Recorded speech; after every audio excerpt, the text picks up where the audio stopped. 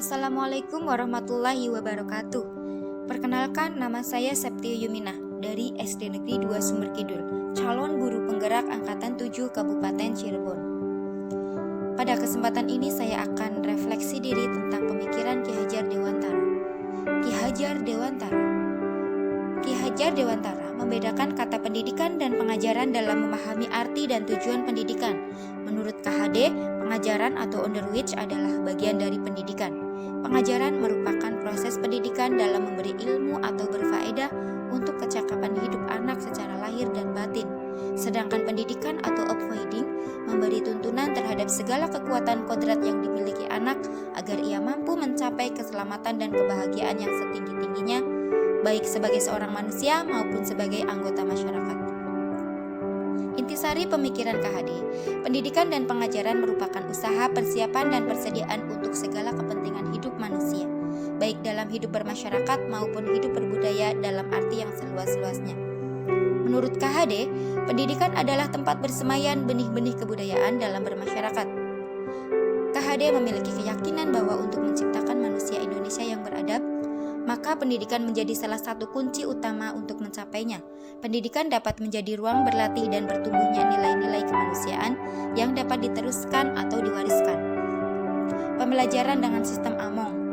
Dalam proses menuntun, anak-anak diberi kebebasan, namun pendidik sebagai pamong adalah memberi tuntunan dan arahan, agar anak tidak kehilangan arah dan membahayakan dirinya. Seorang pamong dapat memberikan tuntunan agar anak dapat menemukan kemerdekaannya dalam belajar. Pendidik itu hanya dapat menuntun tumbuh atau hidupnya kekuatan kodrat yang ada pada anak-anak, dapat memperbaiki lakunya, bukan dasarnya, hidup dan tumbuhnya kekuatan kodrat anak. Sebagai seorang pendidik harus bisa melayani segala bentuk kebutuhan metode belajar siswa yang berbeda-beda, yang berorientasi pada anak. Kita harus bisa memberikan kebebasan kepada anak untuk mengembangkan ide, berpikir kreatif, mengembangkan bakat atau minat siswa merdeka belajar. Tapi kebebasan itu bukan berarti kebebasan mutlak. Perlu tuntunan dan arahan dari guru supaya anak tidak kehilangan arah dan membahayakan dirinya. 3 dasar pemikiran Ki Hajar Dewantara. Ing ngarsa sing tulodo, ing madya mangun karso, tut wuri handayani. Yang artinya, sebagai pendidik, di depan memberi contoh, di tengah memberi semangat, dan di belakang memberi dorongan. Adapun sebagai pembelajar atau guru, saya mendidik bersifat among sesuai dengan semboyan trilogi Ki Hajar Dewantara. Kemudian menerapkan pembiasaan untuk menumbuhkan budi pekerti. Lebih banyak memberikan tuntunan kepada peserta didik dengan lebih sabar dan ikhlas, daripada memberikan hukuman yang sifatnya tidak mendidik.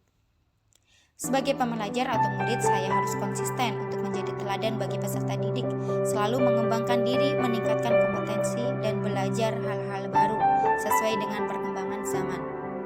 Demi terwujudnya pemikiran Ki Hajar Dewantara, sebagai pendidik kita perlu menggali lebih dalam dan memahami pemikiran Ki Hajar Dewantara dan menerapkannya di dalam proses pembelajaran di kelas. Sekian refleksi diri tentang pemikiran-pemikiran Ki Hajar Dewantara. Semoga bermanfaat bagi kita para pendidik di Indonesia dalam menciptakan generasi penerus bangsa yang berkarakter dan berjiwa Pancasila. Salam guru penggerak. Wassalamualaikum warahmatullahi wabarakatuh.